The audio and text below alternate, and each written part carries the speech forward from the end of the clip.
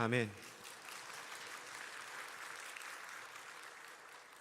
우리 옆 사람과 이렇게 한번 인사하면 좋겠습니다. 주님이 당신을 부르셨습니다.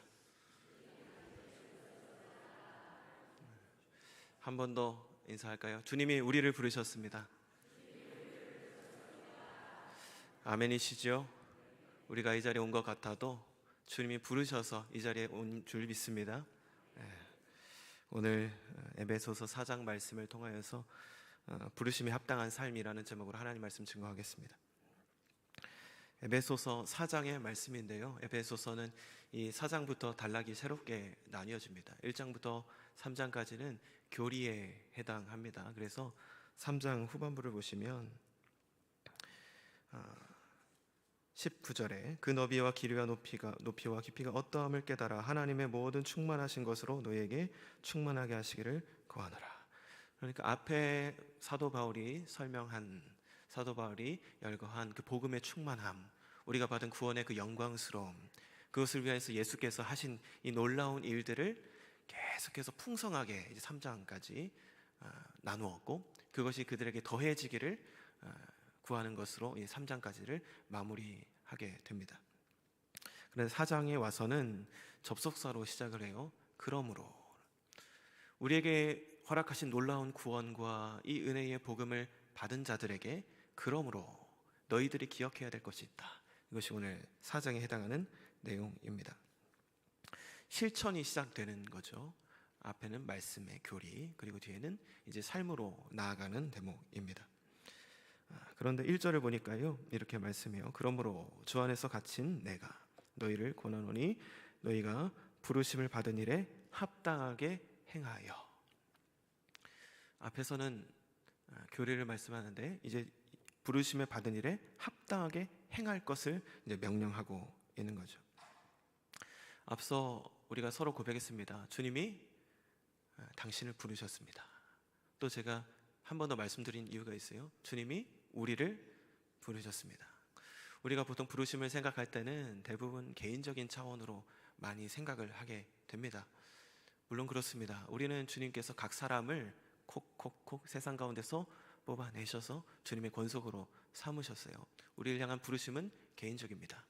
그러나 오늘 본문에서는 그런 개인적인 부르심의 차원보다 공동체적인 부르심을 이야기합니다. 그래서 본문 안에서 너희가 부르심을 받은 일에 합당하게 행한다라는 것은, 이 부르심은 공동체적인 측면이 강조된다라는 사실을 기억해야 합니다. 왜 그러느냐 하면 뒤에 나오는 2절, 3절에 되는 내용을 함께 보겠습니다. 같이 읽겠습니다. 시작. 모든 겸손과 온유로 하고 오래 참음으로 사랑 가운데서 서로 용납하고 평안에 매는 줄로 성령이 하나 되게 하신 것을 힘써 지키라. 이 부르심이 개인적인 것이었다면 이런 말씀을 하지 않으셨을 거예요. 열거된 성품들은 홀로는 구현해낼 수 없는 성품입니다. 그렇죠? 겸손, 혼자서 겸손할 수 있나요? 그렇죠. 항상 타인이 있어요. 옆에 다른 지체들이 있어야 돼요. 거기서 구현해낼 수 있는 성품이 겸손인 거죠. 뒤에 열거되는 모든 성품이 다 그렇습니다. 온유함도, 내 스스로가 온유하다 하면 온유한 겁니까? 아니죠. 공동체 안에서. 뒤에 열거되는 모든 성품은 다 공동체 안에서 구현되어져야 할 성품입니다. 그래서 이 부르심은 공동체적인 부르심이에요. 겸손은 무엇입니까? 남을 나보다 낮게 여기는 것. 그렇죠. 또요, 온유는 무엇입니까? 내가 힘이 있는데 힘을 통제하는 겁니다. 내가 이 권한을 휘두를 수 있는데 이 권한을 통제하는 거예요. 왜요?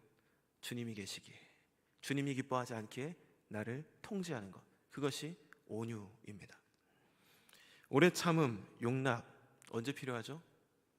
나는 잘하고 있는 것 같은데 옆에 지체가 답답해요. 잘 못하는 것 같아요. 그래도 참고 기다려주는 마음이 필요하다라는 거죠. 바울이 이 에베소 교회를 향한 소원이 여기 있었습니다. 이들이 공동체 안에서 부르심에 합당하게 행하기를 원했는데 서로 하나 되는 것, 그것을 원했어요. 그래서 사실 여기 부르심에 합당한 삶은 교회의 하나됨을 지키는 것이라고 명명할 수 있습니다. 오늘 본문이 말씀하는 부르심에 합당한 삶은 교회의 하나됨을 지키는 일입니다. 우리는 이것을 위해서 힘써야 합니다. 왜요? 이것이 에베소 교회를 향한 바울의 소원이기도 했고 우리를 향한 예수님의 소원이기 때문에 그렇습니다. 요한복음 17장 한번 띄워주시겠어요? 요한복음 17장. 네. 누구의 기도일까요? 우리 예수님의 기도입니다. 같이 한번 읽겠습니다. 시작. 내가 비옵는 것은 이 사람들만 위함이 아니요 또 그들의 말로 말미암아 나를 믿는 사람들도 위함이니. 21절 계속 띄워주세요. 21절. 아버지여 아버지께서 내 안에 내가 아버지 안에 있는 것 같이 그들도 다 하나가 되어 우리 안에 있게 하사 세상으로 아버지께서 나를 보내신 것을 믿게 하옵소서. 22절. 내게 주신 영광을 내가 그들에게 주었사오니 이는 우리가 하나가 된 것 같이 그들도 하나가 되게 하려 함이니이다. 아멘. 예수님의 소원은 무엇이었냐면 계속 띄워주세요. 마지막 22절. 22절. 그들도 우리가 하나가 된 것 같이 성부 성자 성령 삼위일체 간의 그 하나 되신 것 같이 제자들도 하나가 되는 것을 주님께서 원하셨어요. 그런데 20절을 보십시오. 20절. 내가 비옵는 것은 이 사람들만 위하면. 이 사람들 누구죠? 제자들. 또 그들의 말로 말미암아 나를 믿는 사람들도 위함이니. 여기 안에 누가 있을까요? 우리가 있습니다. 주님은 제자들이 하나가 되기를 원하셨고 그 제자들의 말과 그 복음 전도를 통해서 주님 앞으로 돌아올 많은 이들을 향해서도 동일한 소원을 가지고 기도하셨다라는 거죠. 그 소원은 무엇이죠? 하나 되는 것. 그래서 오늘 말씀드릴 부르심에 합당한 삶은 교회의 하나됨을 지키는 것입니다. 교회의 하나됨을 지키는 것. 교회가 하나 되기 위해서 무엇을 기억해야 될까요? 세 가지를 살펴보겠습니다. 첫째, 하나로 부르셨다라는 사실을 기억해야 됩니다. 오늘 말씀 4절부터 6절까지 같이 읽겠습니다. 시작.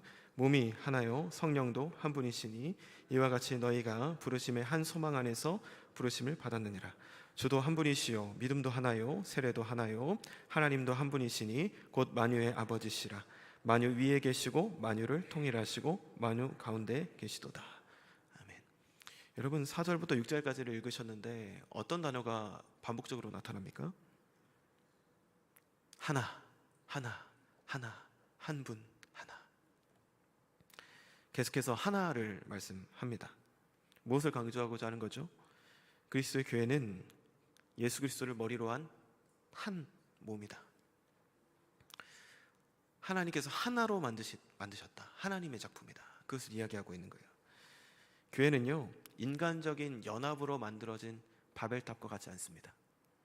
사람들이 마음이 안 맞는 사람들을 억지로 맞춰서 서로 타협해서 만들어가는 단체가 아니라 하나님께서 애초에 하나로 부르셨다라는 겁니다. 우리가 또 기억해야 할 것은 원래 하나가 아닌데 힘쓰고 애써서 하나로 만드는 것이 아니다라는 거예요. 어디 나와 있냐면 3절입니다. 평안에 매는 줄로 성령이 하나 되게 하신 것을 힘써 지키라. 그럼 지금 이미 하나인 거죠. 하나가 아닌데 하나로 만드는 게 아니라 이미 성령께서 하나가 되게 만들어 놓으셨습니다. 이것을 인정하는 것이 출발입니다. 하나가 아닌데 하나를 만드는 게 아니라 애초에 하나인 거예요. 우리가 해야 될 거는 뭐예요? 힘써 지키는 것. 그래서 교회가 나뉘어지지 않고 한 마음 되어만 있으면 교회는 생명력 있게 부흥하게 됩니다. 그런데 왜 생명력을 잃어가요? 깨어지고 분열되면 그렇게 되는 겁니다. 교회는 본질적으로 하나입니다. 그리스도를 머리로 한 몸입니다. 물론 기준은 있죠. 다 자신들이 교회라고 하는데 참 교회는 기준이 있습니다. 오직 예수 그리스도에게만 구원이 있다. 오직 예수님으로만 구원받을 수 있다. 이 사실을 인정하고 믿고 받아들이는 곳만이 교회입니다. 그렇죠? 또 삼위일체 하나님을 믿는 신앙, 이 신앙이 있어야 교회입니다. 또요, 우리에게 주신 이 성경, 정확무한 하나님의 말씀임을 인정하는 이들만 교회인 거죠. 더 많은 것을 말씀드릴 수 있겠으나 큰 테두리 안에서 이러한 신앙의 고백이 있다면 본질적으로 하나로 부르신 겁니다. 우리는 이 사실을 기억해야 됩니다. 우리를 향한 부르심은 이런 부르심이에요. 하나로 부르셨다. 이 하나됨은 신약 성경 안에서 너무나 중요한 주제입니다. 사도 바울이 갈라디아서 1장을 보면 사도 바울이 회심 이후에 어떻게 이 과정을 거쳐왔는지를 말씀해요. 다메섹에서 예수 그리스도를 만나고 부활하신 예수님을 만나고 사도 바울이 향한 곳은 아라비아 광야였습니다. 거기서 3년간 시간을 보내요. 하나님과의 깊은 교제의 시간이었겠죠. 그리고 나서 이제 준비가 된 겁니다. 그럼 어디로 가야 될까요? 전도하러 가야겠죠. 그런데 사도 바울이 향한 곳은 전도하러 현장으로 간 것이 아니라 예루살렘으로 갑니다. 왜 그랬을까요? 사도들과 친교 약수를 하기 위해서 가요. 물론 갔을 때에 몇 사람 있지는 않았지만 사도 바울의 중심에 있어서는 사역 이전에 뭐가 중요하다는 거예요? 하나됨. 그렇죠.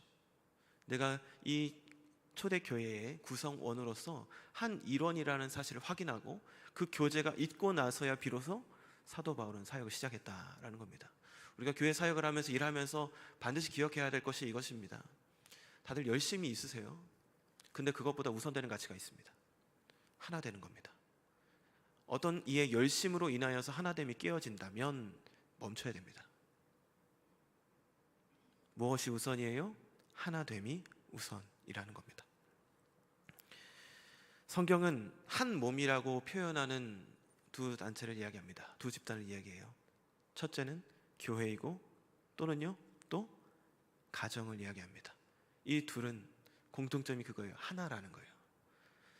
그리고 또 공통점이 뭐냐면 하나님이 만드셨다는 거예요. 하나님이 만든 이 가정과 교회는 이 특징이 동일해요. 성경은 부부를 각각 남편과 아내 독립적인 개체로 이야기하지 않고 한 몸이라고 얘기합니다. 우리 눈으로 볼 땐 다르죠. 하나님 볼 때 하나라는 거예요. 하나님께서 하나 되게 하신 걸 사람이 나눌 수 없다 얘기해요. 교회도 그렇습니다. 다른 것 같은데 이미 하나다라는 겁니다.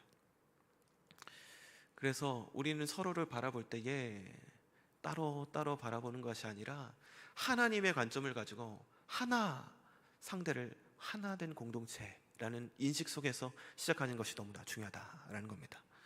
오늘 부르심에 합당한 삶, 제가 다른 표현으로 교회의 하나됨을 지키는 것이라고 말씀을 드렸는데, 교회의 하나됨을 지키는 이 일을 위해서 기억해야 할 첫째는 우리는 이미 하나로 부르셨다, 이것을 기억해야 된다라는 겁니다. 두 번째, 무엇을 기억해야 될까요? 한 몸으로 부르셨는데 한 몸의 지체로 부르셨다, 이 사실을 기억해야 됩니다. 우리 7절 말씀 읽겠습니다. 시작.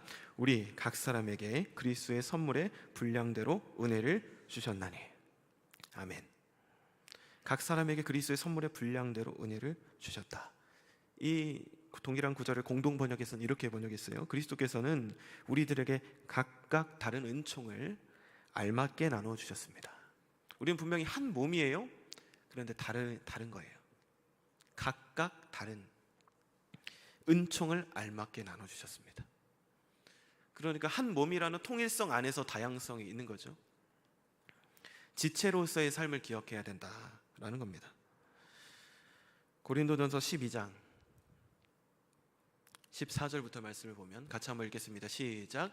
몸은 한 지체뿐만이 아니요 여럿이니 만일 발이 이르되 나는 손이 아니니 몸에 붙지 아니하였다 할지라도 이로써 몸에 붙지 아니한 것이 아니요, 또 귀가 이르되 나는 눈이 아니니 몸에 붙지 아니하였다 할지라도 이로써 몸에 붙지 아니한 것이 아니니 만일 온 몸이 눈이면 듣는 곳은 어디며 온 몸이 듣는 것이면 냄새 맡는 곳은 어디냐.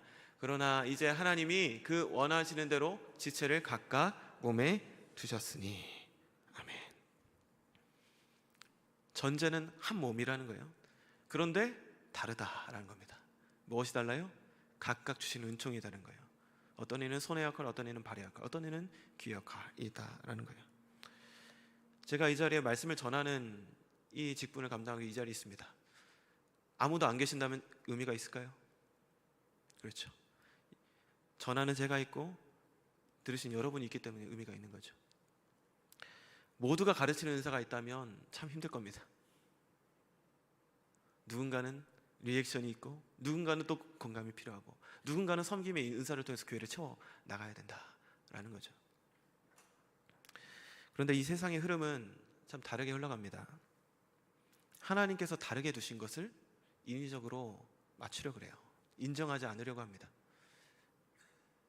하나님이 구별하신 것, 다르다고 구별하신 것을 부정해요. 오늘 교회에 대한 말씀을 나누지만 가정에 대한 말씀을 동일하게 나누는 이유는 원리가 똑같기 때문에 그렇습니다. 하나님은 남성과 여성을 각각 만드셨습니다. 둘은 다릅니다. 그런데 어떠세요? 같다. 물론 평등하죠. 그런데 하나님이 각각 다르게 지으셨거든요. 그것을 부정하는 흐름이 있어요.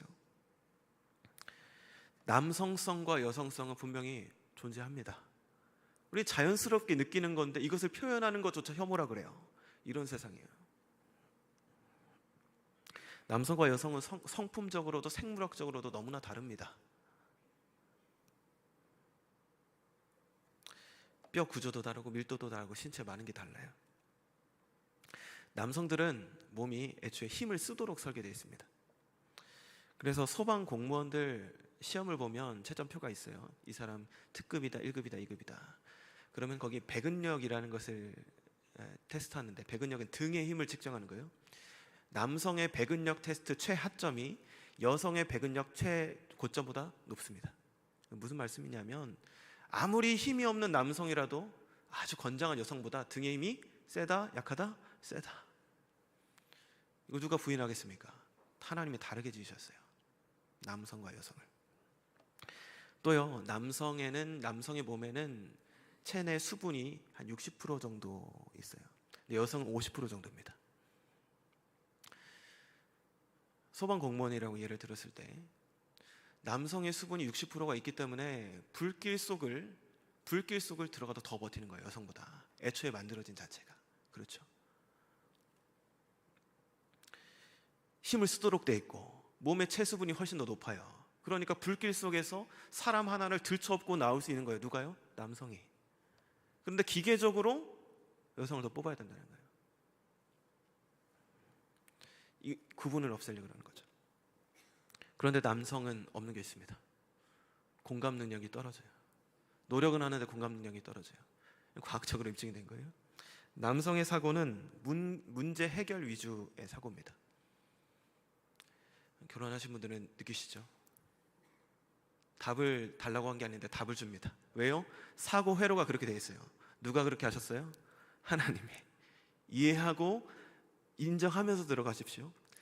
남성의 사고는 문제 해결 위주예요. 그래서 문제 상황이 생기면 남성들은 대개, 다 그런 건 아니에요, 대개 극도로 냉철해집니다. 여러분 한번 상상해 보십시오. 당장 내 가족이 위협에 처했는데 이 남성이 공감 능력이 너무 뛰어나요. 어떻게 옆에 아내를 공감해 주고 있어요. 됩니까? 어떻게 해야 돼요? 공감은 나중이죠. 어떻게 해야 돼요? 구해야죠. 남성은 되게 그렇게 흘러간다라는 거예요.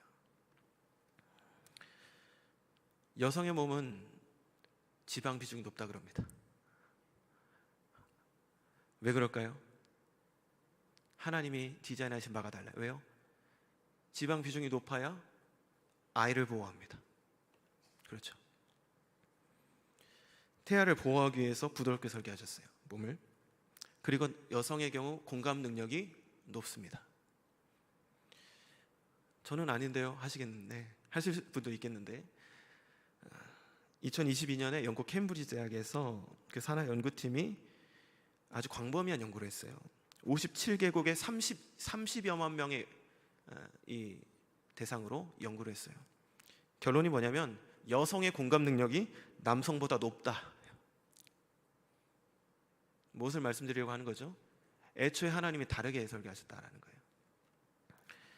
남녀 간의 이 차이는 연령을 넘어서서, 언어를 넘어서서, 국가를 넘어서서 일치한다는 거예요. 왜요? 하나님이 남성은 남성답게, 여성은 여성답게 지으셨기 때문에 그렇습니다. 제가 이 말씀 왜 드릴까요?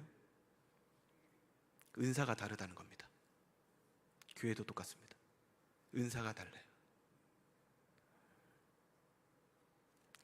가정도 다른 은사를 통해서 서로를 돕고 섬기는 겁니다.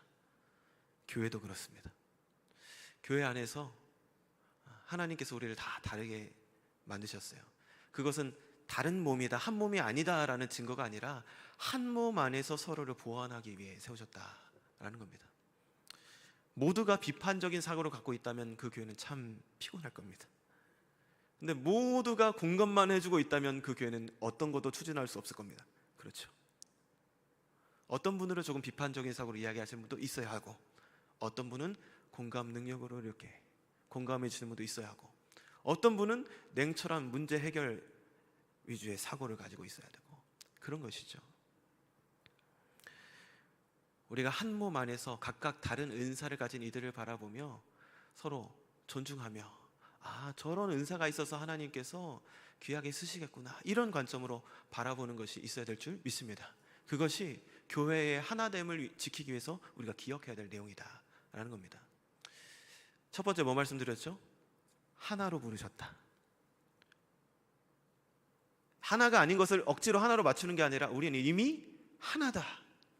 그런데 두 번째, 각각 다른 은총을 주셨다. 지체를 다르게 주셨다라는 거예요. 은사가 다르다라는 거예요. 마지막 세 번째입니다. 마지막 세 번째, 우리가 교회의 하나됨을 지키기 위해서 기억해야 될 것은 우리의 목표가 동일하다는 겁니다. 그 목표는 그리스도의 장성한 분량에 이르는 것. 13절 같이 읽겠습니다. 시작. 우리가 다 하나님의 아들을 믿는 것과 아는 일에 하나가 되어 온전한 사람을 이루어 그리스도의 장성한 분량이 충만한 데까지 이르리니. 아멘. 우리는 한 몸입니다. 그러나 은사는 다릅니다. 그런데 각각 다른 은사를 가지고 이루어야 할 목표는 또 동일합니다. 그 목표가 무엇이죠? 온전한 사람을 이루어 그리스도의 장성한 분량이 충만한 데까지 이루는 것. 간단하게 말씀드리면 이 땅 가운데 예수 그리스도를 보여주는 것입니다. 이 땅 가운데 예수 그리스도로 살아가는 것. 그것이 교회로서 우리 모두가 추구해야 할 목표다라는 겁니다. 교회 공동체의 목표는 예수님까지 자라가는 것입니다. 목표가 동일해야 함께 갈 수 있습니다. 이게 동일한 목표다라는 거예요. 이에 장애가 되는 요소가 있어요. 14절을 보시면 이는 우리가 이제부터 어린아이가 되지 아니하여, 이렇게 말씀해요. 어린아이와 같은 신앙은 이 목표를 이루어 나가는데 저해 요소가 됩니다. 어린아이 같은 신앙은 뭐죠? 어린아이의 특징, 자기중심성. 둘째, 잘 속는다라는 겁니다. 우리가 피해야 될 것은 뭐냐면 그리스도의 몸을 이루어가고 장성분량을 나아가는 데 있어서 자기중심성을 버려야 된다는 거예요. 둘째, 미혹되지 말아야 된다. 어떻게 하면 미혹되지 않을 수 있죠? 진리의 말씀 위에 서 있을 때, 기준이 있을 때에 분별할 수 있는 것 아니겠습니까? 진리의 말씀 위에 서서 자기중심성을 버릴 때에 우리가 이 목표를 향해서 나아갈 수 있다라는 겁니다.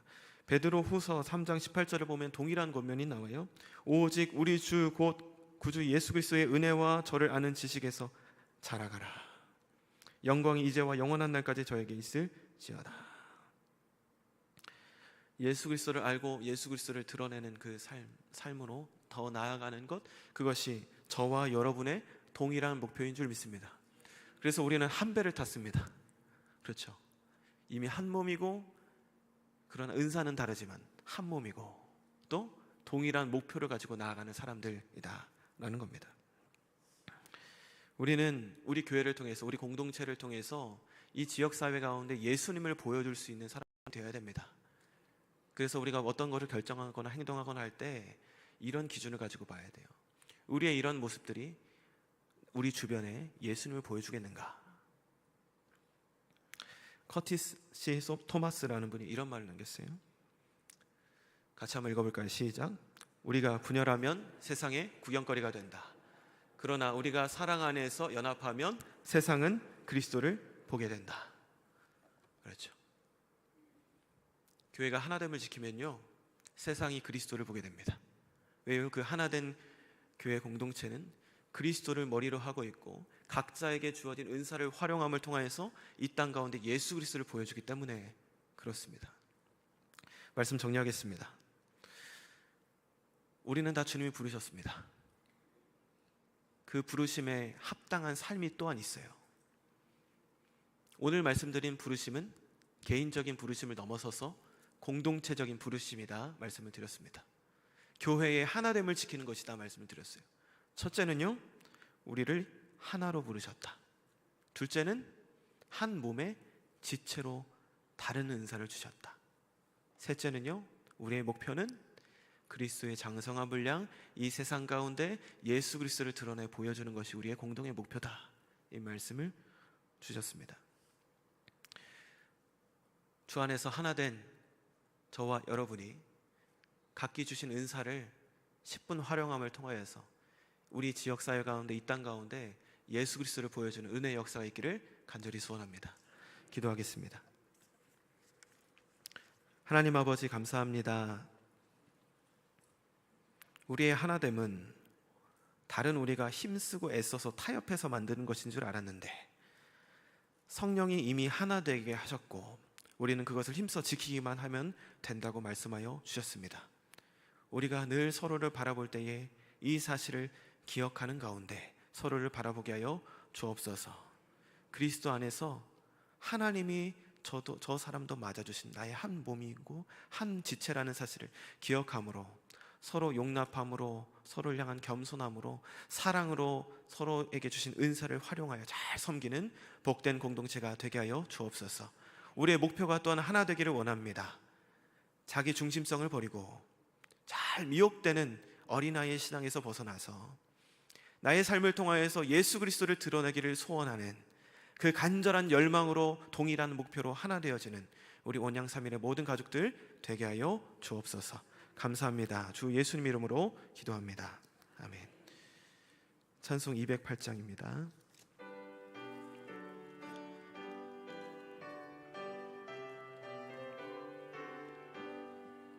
내 주의 나라와 주 계신 성전과 피 흘려 사신 교회를 늘 사랑합니다. 내 주의 교회는 전성과 같아서 눈동자같이 아끼사 늘 보호하시네. 이 교회 위하여 눈물과 기도로 내 생명 다하기까지 늘 봉사합니다. 성도의 교제와 교회의 위로와 구주와 맺은 언약을 늘 기뻐합니다. 하늘의 영광과 베푸신 은혜가 진리와 함께 영원히 시원해 넘치네. 아멘.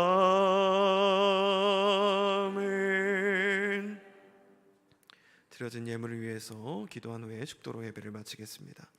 하나님 아버지, 주님께서 허락하신 은혜에 감사해서 주 앞에 예물 드리는 손길이 있습니다.